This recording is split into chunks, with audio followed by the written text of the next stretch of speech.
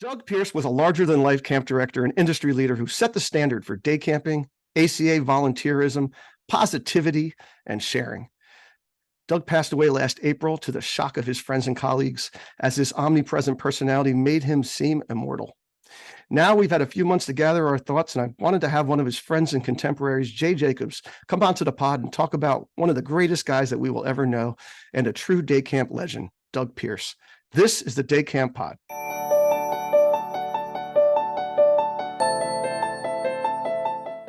Welcome back to the Day Camp Podcast. This is Andy Pritikin, director of Liberty Lake in the Philly suburbs of New Jersey.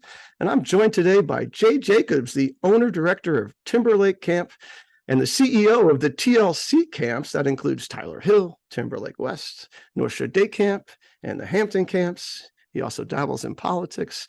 Jay, thank you for coming. Thanks for coming on the podcast. Well, my pleasure. My pleasure. We've been friends a long time. I'm glad to be here. We sure have. And I remember that day that I first met you at North Shore Day Camp. If you recall, I was out raking leaves with Mark Hammerdinger. And camp director material, yes. Yes, Mark, who has been a camp director now at Crestwood for a long time. And I remember when you first got into the day camp thing, and you sort of had to learn the fast food aspect of what you had been doing at Sleepaway Camp for so long, right? So now that you've had time to think about that, right? For the people out there that have day camps, right? That maybe never went to day camp, they've only gone to sleepaway camp. Like what do you feel are these important aspects of the sleepaway camp experience, which I consider like the pure camp experience, that we can distill and put into a day camp? Well, you have to remember you're servicing two different types of clientele. So you have to be careful not to try too hard to accomplish something that just doesn't really fit or can't fit just in the nature of it. Mm-hmm. The sleepaway camp experience, because you're immersed in camp, whether you're in a 2-week, 4-week, or full summer or 7-week as we have it now, period, you're immersed in all of that with your friends in the same age group. You're sleeping together, you have activity together. You're going to build those very strong bonds. I always say, and I own day camps and sleepaway camps, it's not often that somebody comes back from California, having grown up, and now they're older, they've moved away from New York, they want to come back and see their day camp. But we get that at sleepaway camp all the time. So those bonds are really tight, and the memories are strong in the sleepaway experience. That said, however, there are lots of things that you can bring down to day camp, which, even though you're dealing with a younger audience, if you will, you can build those things. And one of the things I think that we teach at Sleepaway Camp are values and character. We have our Starfish program we're very proud of. Well, we do that at day camp too. And so often I'll have parents who are now touring one of my sleepaway camps. And in particular, I'm at Timberlake. So it happens that they'll come up to Timberlake and they've been at Hampton Country Day Camp or Southampton Country Day Camp or North Shore. And they'll be talking about the Starfish program and the values and how important that is for their children. I think those kinds of things have the ability to translate to day camp. And I think that, also exposing children to things, getting them to try new things and getting excited about things, particularly at an early age, is really what day camp can offer, as well as what sleepaway camp offers. So there are overlaps, but I don't think that as an owner of both, that you can really expect day camp to be just like sleepaway camp in every aspect. They're different, and they should be different, and there's nothing wrong with that. Just take the best of each. It's intro to sleepaway camp. Yeah, is what it really is, right? And it's true what you said about the star point things that you call it the starfish you're playing. I got a star point at mine. I think the important thing about that is the intentionality of it, right? So don't just expect that these kids are going to come and these bonds are going to form by photosynthesis or whatever, and they're going to just become better people because you're going to have nice counselors, right? By putting in a framework, I think that's an important way that you can do it at both kinds of camps. Yeah, absolutely. Intentionality really sums it up. Yeah. So when I first came to North Shore before you got there, I I just like, and I had gone to Hofstra.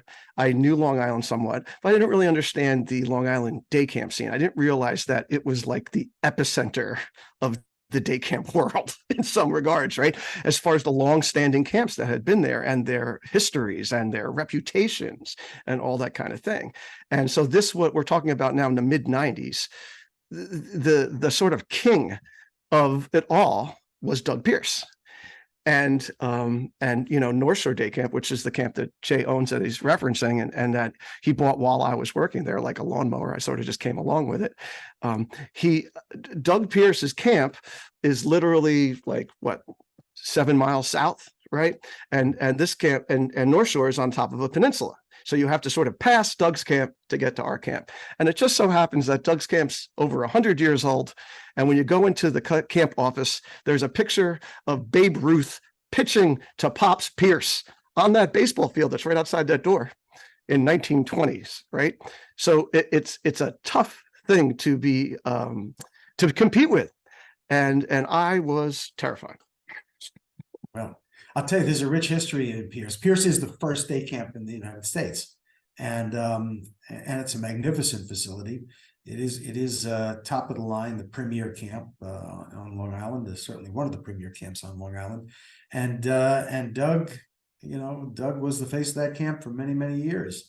And even when he retired, and he retired at age 65, and let his daughter Courtney and his nephew Will actually take over for him. He was still, everybody talked about Big Chief. That was what the kids referred to him as at the camp.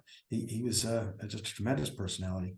Yeah, and that camp, in its heyday, when I arrived, and I'm not saying it's not in its heyday now. It's still in its heyday. It's doing great. Will and Courtney are doing an amazing job. But when I got there, it was 8 weeks only. That was it. If you want to come less than 8 weeks, you could. But this is the 8-week price. This is all we got, right? They own their bus company. I don't think there's another day camp that owns an entire fleet of buses. And this piece of property, this little farm piece of property that Pops Pierce bought back in 100 years ago, has now been completely surrounded by awesome suburbia. So it's got a tremendous location. I think they've built 2 interstate highways and one on either side of it, right? With their own exits. And yet they really didn't even have to pull from that far. I remember talking to Forrester, who was their transportation guy, talking about like they didn't even travel that far to get kids. There was so many kids in that area, and it just became so successful. And he was the first that actually tapped into the Manhattan market. And did it well. And he came up with this creative idea. He saw a lot of folks from Manhattan were spending the weekends out in the Hamptons. So he created his own kind of Hampton jitney, if you will, where parents, he picked up the children on Friday morning in Manhattan, and Friday afternoon dropped them off in the Hamptons, and then picked them up on Monday morning in the Hamptons and dropped them off on Monday afternoon back at their home in Manhattan. I mean, it was brilliant. So He was a very creative camp guy. He was always, at the top of the game. Yeah. And this is going to be the first time of many in this podcast that we're going to talk about how his ideas have been used elsewhere. Because I was explaining to some camp directors the other day how you may not know that Doug Pierce is in your camp, like the things he's thought of, his ideas are in there, but they are. And he used to joke around. Doug had a lot of like sayings and acronyms and things that, right? And one of them was the case method. He would say, Andy, the case method, copy and steal everything, right? That's what we do, right? Because a great idea is a great idea, right? And you're going to synthesize it and use it your way at your camp. And by the way, he copied that from Disney because that's what they taught us when we were down there. Exactly. That's my point. So with the jitney, right? My friend Andrew Yankowitz, who runs Tall Pines down the road from here in Jersey, he came up with that as soon as he started his camp down outside of Cherry Hill, because he had all these families that had shore houses down, south of Atlantic City, down in Margate and such. So yeah, his ideas, they went all over the place. Also, when I first started, is a full-time camp person. I was so fortunate. Of course, I was with Ben Applebaum and Skip and Jeff and such, and then I went to you. So I had been involved with all these people that were very involved in ACA, and when I got into it, Doug had like already served his time. He had been the tri-state chair, he had been the ACA president, and all that kind of thing. But he was very influential there as well, right? Yeah, no, Doug was president of every association and organization we ever had, and he was always great to work with. I mean, he's a leader, and he knew the direction he wanted things to go in, but he wasn't a bully about it. He wasn't one of those leaders who didn't listen. He listened and he moved everybody, not just by sheer force of his personality because you liked him, but because he did it the right way. He used to joke about his dad, Buddy Pierce. Buddy, who ran the camp for many years until he passed. He was a very tough leader. Buddy Pierce, by the way, was the Republican leader in North Hempstead, a town here in Nassau County. So Doug was a Republican, and we traveled together to all of the meetings. I picked him up at Pierce, and then we would drive in together. I'm the Democrat, he's the Republican. We always got along. One of the things he'd say about Buddy Pierce, he goes, my dad, he believed in teamwork. He said, and he'd tell everybody, I'm big on teamwork. And you know what a team is? A team is a lot of people who do exactly what it is I tell them to do. That was Buddy. But that was not Doug. That was not Doug. Doug had a very different attitude. I mean, he looked the part. I mean, he did. He looked the part. He had the voice. Yep. But he was a teddy bear. He brought people along. You wanted to do what he wanted done, and that was, I think, a secret to his success. Yeah, absolutely. That is a rare thing, right? Because he could have been a bully about things. Because he was a cult of personality also. He could have led you and done that Buddy Pierce thing, like you said, but he didn't. And his time at Nisketa, I mean, super important times, right? Because you're talking about this time when, camps were sort of coming out of secrecy, right?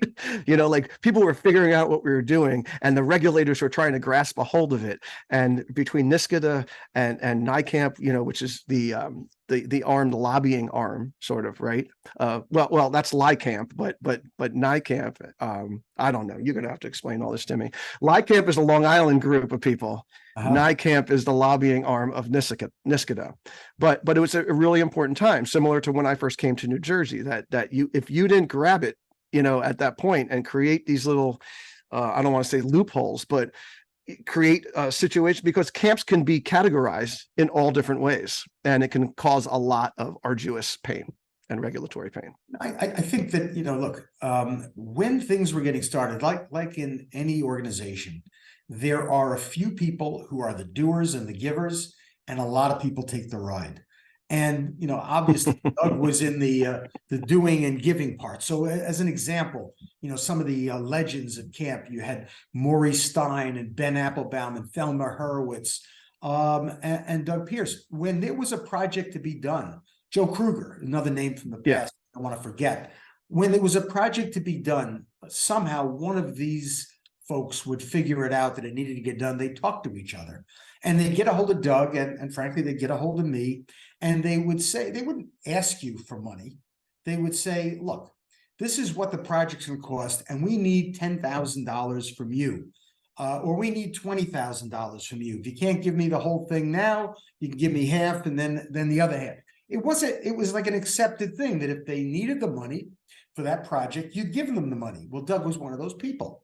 So all in all, he and others, and Maury and Ben, we all raised a lot of money on that basis, but we were the anchors, and Doug was an anchor, a key anchor. So you needed something, call Doug, and then Doug would go to his network and he'd network it, and, and everybody would do their thing. But that's how stuff gets done, and he was one of the key elements of getting all of the successes that we've had done in the camp association that you referred to, whether it was the PAC for any of these organizations, or the the organization itself. Right, and the PAC, the Political Action Committee, that is really where you have to go out and get your friends to put some money in order to make that happen, because it's a pay to play kind of situation. Tell me how the whole scope thing started. With the genesis of that, because I have not heard that. This was a resident camp event. It was up in Harriman. There was a conference, and we were sitting around the table. Doug wasn't there for that part of it. We were sitting around a table, actually, it was a circle of chairs. I think Maury was there. I'm pretty sure he was, and numbers of us. We were talking about the problems that the not-for-profits were having, and they were going out of business. And on the other hand, the conversation was about the fact that we were worried about the full year school, and that nobody understood the value of camp. And I think in the discussion, I think I came up with the idea that those two things went hand in hand. If we could get money to the not-for-profits that would help sell the story of the value of camp, whereas it's not just, if we sold it as, something great for a bunch of rich people, that probably didn't have the same market attraction. Well, I went home that weekend and I wrote up this big proposal for what became Scope. And I called up John Snowden, was the president of the ACA at that time, and I presented to him on the phone, and he said, sounded good. The incoming president after him was going to be Doug Pierce.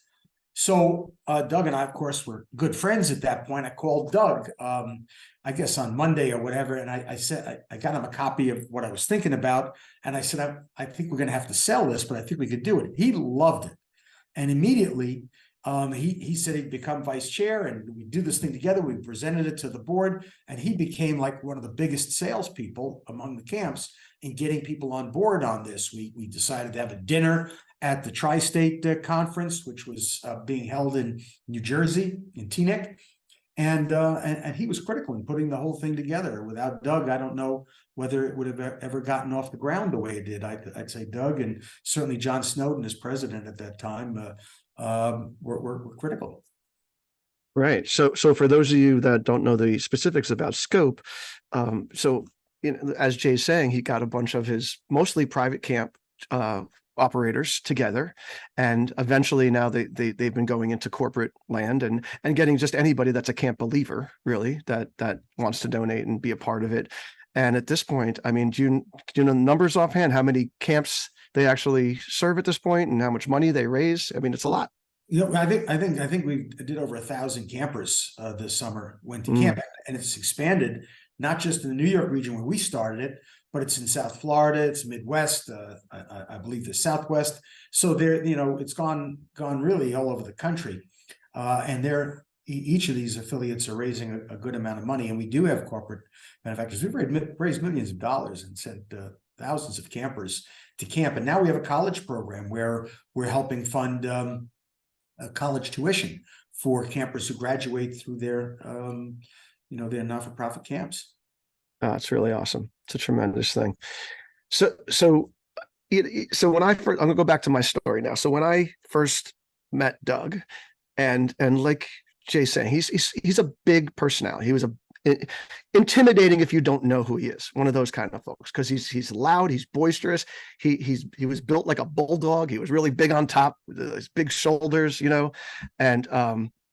and I see this guy, and he's hugging everybody, and he's laughing super loud, and I'm like, who is it? No, that's Doug Pierce. You got to go meet him. So somebody introduced him to me, and I'm this scrawny little guy from New Jersey that's now trying to resurrect this camp on the North Shore of Long Island. That's his competitor, and he could not have been kinder. And he immediately, invited me down to his place, a couple of weeks later, just so I could spend the afternoon with him, and he could just fill me up with wisdom and make me laugh and give me a tour of his camp. And that kind of experience that I had with him was had basically from pretty much anybody else that ever got the courage to go up and talk to the guy. Who had the opportunity and had the light to really talk to them. He was super supportive of everybody. He was old school, Jay, like you mentioned, Ben Applebaum and those folks, right? And Maurice Stein, that there really weren't competitors, right? They had this feeling that if they could raise the bar of camp and if they can make everybody a little better, it's only going to be good for everybody else. That if somebody had a great camp experience, they're going to tell 10 friends and there's going to be more kids going to camp. Somebody had a bad camp experience, it would go in reverse. So they were all about the positive, and he just exuded that kind of thing. Well, I'll tell you this, if we were going to an event, one of the first questions I said is Doug going? Is Doug going to be there? And the reason for that was he's just fun. mean, he's just plain out fun. You know, you walk into like the golf outing cocktail party afterwards, and he'd be up at the bar, certainly with a drink, with a bunch of his friends, laughing, and he'd bring anybody that wanted to over. I would always go over there, and you wrap his big arms around you, and we have a drink, and you just laugh. I mean, it was full of life, a lot of fun. That's why, you know, his passing this past spring was just such a shock, because he just was so dynamic. We happened to have had the opportunity to have dinner together about a month before he died. I was down in Florida, and he had a place in South Florida. I have a place in South Florida. We're about an hour apart. We met in the middle. I think in Jupiter is where we met. I think he's in Stewart, is where his home was. And we sat for about over 2 hours, well over 2 hours. Mindy and Marie and Doug and myself having this dinner. It was just about the greatest time. But just a case in point. So he tells me where to go for this dinner. I think it was in the Driftwood shopping mall. And I said to him, you had to pick another day camp name that's a competitor day camp, Driftwood Mall. And we stopped there. So I pull into the Driftwood Mall, because the restaurants in this, I say mall, it's a shopping area, you know, Right. Parking in front of these stores and the like. Can't find a spot. Cannot find a spot. I had to park so far away, I have to tell you, that I thought I need to take the number 7 bus to get to where the restaurant was. We had to walk. So now we're walking, and now we're standing in front waiting for Doug. We were there a little earlier. Doug and Maria are coming. What do you know? Right in front of the restaurant, this car pulls out, and the guy's leaving. Who pulls right into the front space? Doug Pierce, of course. I mean, it was like perfect. It's just, that's the way life went for Doug. Not that it was always easy for him, it wasn't. But you know something? Yeah. It was like, you know, Doug Pierce is arriving, get that front space ready for him. Because he was just that kind of a guy. And I have to tell you, we had just the greatest of evenings. And he would tell stories, and he was, you know, so upbeat on things. You know, it's good. And the last well, one of the last times that I saw Doug, it might have been the last time, was at the golf outing, which we're going to talk about a little bit, because they've renamed the Scope golf outing the Doug Pierce Memorial Golf Outing now. But he had golfed all 18 holes in a t-shirt, a golf t-shirt and shorts, and it pretty much rained the entire time. And he went to the cocktail hour, did not get changed, okay, was soaked to the bone, wet, going up and hugging everybody, and everybody going, Doug, you're soaking wet, you know. Of course, you know, the younger people that really care, like myself, are like, Doug, you know, you're shit dry off, you know, I don't want you catching a cold, you know, big guy. And yeah, he could care less, you know, as long he was the life of the party wherever he went. As soon as he walked into the room, everybody would look at him, right? Because he just had that presence, right? You know, if Lord knows if he had ran in politics, you know, he'd probably be very successful. Well, I always joke with him on that. You know, we kidded about that. He was a Republican I'd vote for, I tell you, no question about it. He was a moderate guy, and he understood the world. He couldn't stand Trump, and told me straight up, you know, every time I saw him, he was embarrassed by the guy. But he was a true to the core Republican in terms of, you know, his value system in the best senses of the term. And you know, if he ran, he'd have won. And he said, if it wasn't for the fact that Marie would have killed him, he might have thought about it, you know, because I always thought he should be in the state senate. We kidded, you know, I had become Nassau County Democratic chair. We were driving in the early 90s, excuse me, early 2000s. You know, to New York City for meetings. And I would joke, you know, you should become the Republican chair, because remember, his dad, as I mentioned, was Republican leader. He was not Joe Margiotta, who was the county leader. Unfortunately, his dad got sick, couldn't fulfill the job when Margiotta went to jail. But the bottom line of it is, I said, could you imagine how great Nassau County would run if you were the Republican chair and I was the Democratic chair, and we actually got along? It would be something. But he was he was dynamic. He could have been elected to anything. Yeah. And you know, we know a lot of people in the camp industry, and there's a lot of like legacy family private camps that have gone down through generations. And really, you know, the Pierce situation, it really doesn't get any better than that, you know, as far as the next generation even making a great thing even better, right? I mean, if you look at family businesses, like the statistics of how family businesses work, they don't usually work like that. Well, But the Pierces seems like an anomaly. well, here's the thing. On our last dinner, we had a conversation about that. And he told me what he had learned from his dad. Again, his dad took ill, and I guess was preparing Doug, who was not really ready yet. Doug was a wild kid, when he went to college and all the rest of it. He tells me some stories of how he was younger. But his dad made it clear, there are a lot of members of the family. Everybody gets an even share. Nobody is, you're going to run it, and Doug is going to have the final say, but, don't be stupid about the money. In other words, everybody gets their even share, and that's how it works. And that's the culture of how his leadership was. It's fair to everybody. He didn't take more than the next guy in his family got. And he just was that way. They all took care of each other. If you have that kind of a culture, and I think it stemmed from Buddy, but Doug certainly followed that and enriched it. If you have that, then you have one of the elements that destroys business eliminated, and that's fighting, the infighting, and all the rest, the jealousy, and there was none of that. None of that. You never saw any of that. Doug wouldn't allow for it, and he took care of everybody, and that's just because he had this biggest heart. Yeah. And it was so obvious. So I think the younger generation has that as well, and that's why I think they'll continue to be a success. Yeah, I mean, like you mentioned earlier, Courtney and Will are just tremendous. I mean, they couldn't have lucked out anymore for the next generation. Right, and it wasn't luck. It wasn't luck. I think it really was the culture that that family has. Yeah. And to be, a lot of people get born into great situations, right? And what I see with a lot of the legacy camps, I see a lot of paranoia, people nervous, right? They got this thing and they don't want to mess it up, right? And that is, again, totally not what you saw with the Pierces.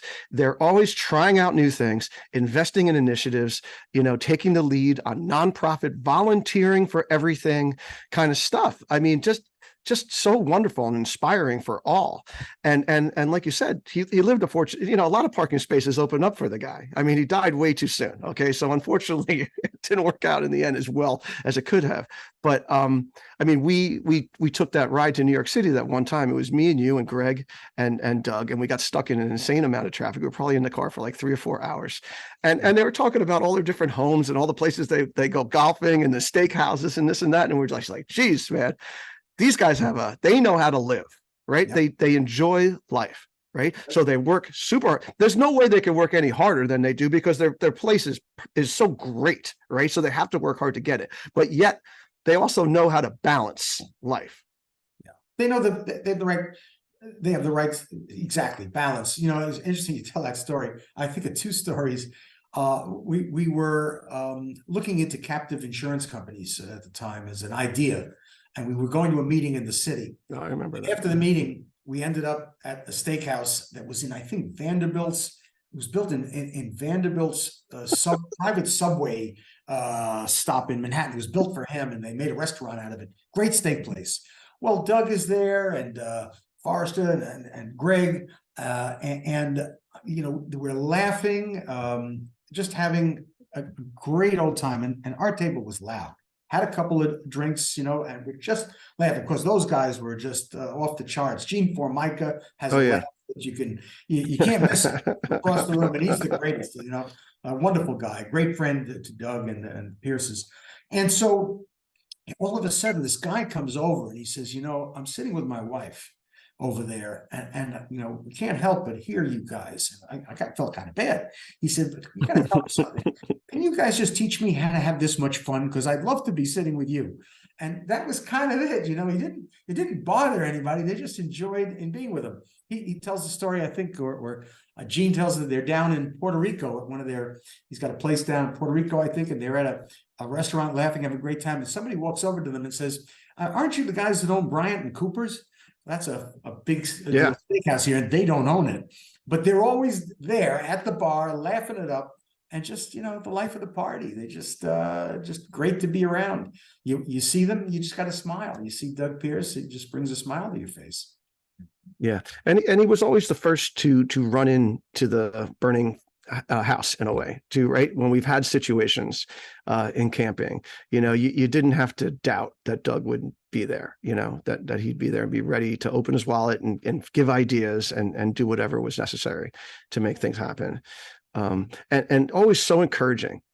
I mean, I just use the American Camp Association as an example because we're always bringing in new leadership.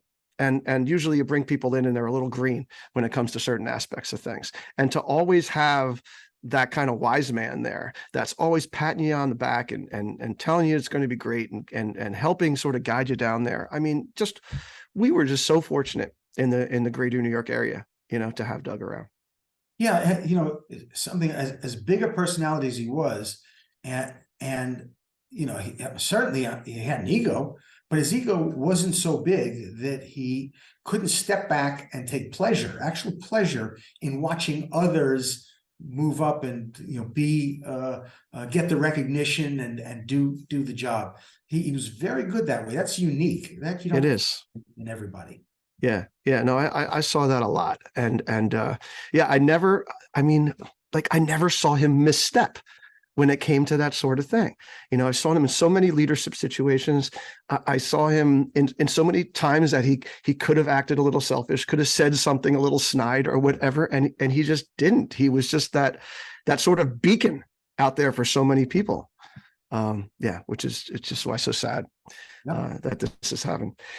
So the golf event, which Doug loved more than anything, we're having it again this month in October, and it has been decided that they're going to change the name of the golf tournament to Doug Pierce. And I know the golf tournament is sold out. And I sent an email out to all my New Jersey colleagues, and people are going just to the cocktail party. People are going and buying teas and buying holes and all those kind of things to try to make this the best one ever, in Doug's memory, because he loved this kind of thing and these kind of formalized, informal things for the camping industry. He was great. And I used to hear, I never went to one, but I heard that at the camp meetings when he was in charge there were always sort of predictably unpredictable, because if Doug was there, he was going to make a good time out of it.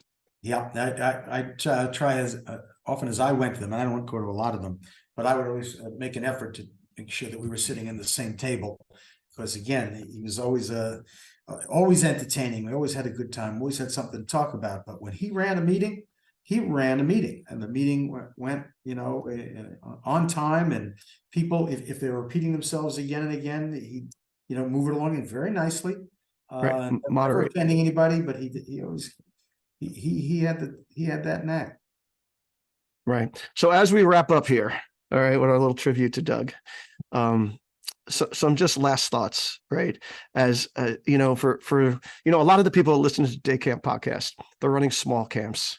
They're trying to do the same exact things that Doug did in his big camp, and leadership transcends, right? It doesn't matter how big your organization is, doesn't matter what the tuition is, right? To be a leader of a group of people is ultimately what's most important. And Doug just had such great leadership qualities. I just wondering if you could just help encapsulate that, what made him such an awesome leader.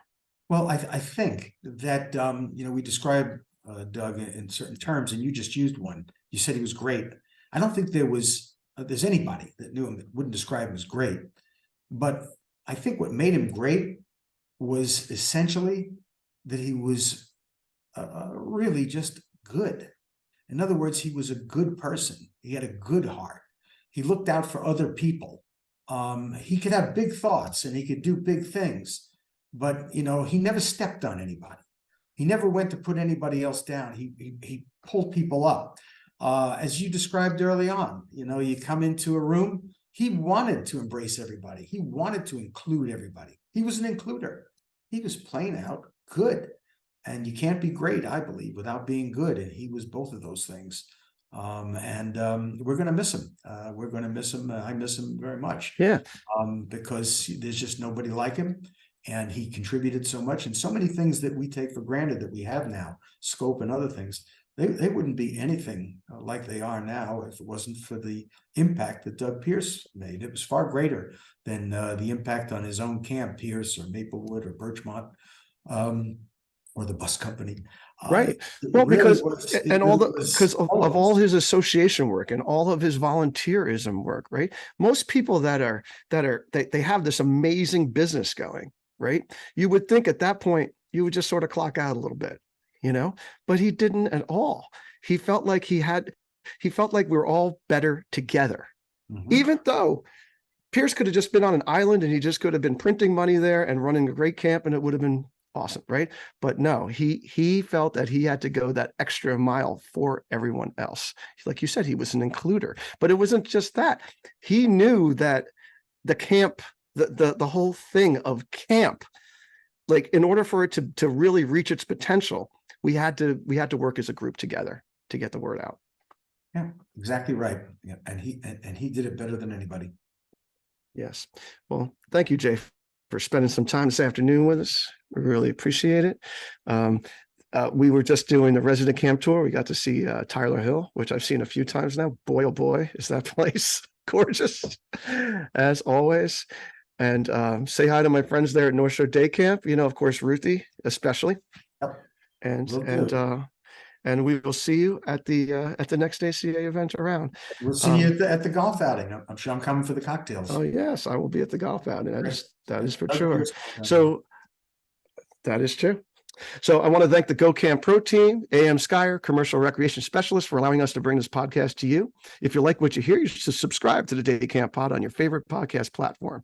Check out the show notes from all our episodes at daycamppodcast.com, as well as contact information for the show, for the scope information. I'm going to post Doug's obituary in there because it's pretty fascinating. The Newsday one is terrific. For Jay Jacobs and for myself, thank you very much for listening and making yourself a better Day Camp Pro. We'll be back in a couple of weeks with another episode of the Day Camp Pod.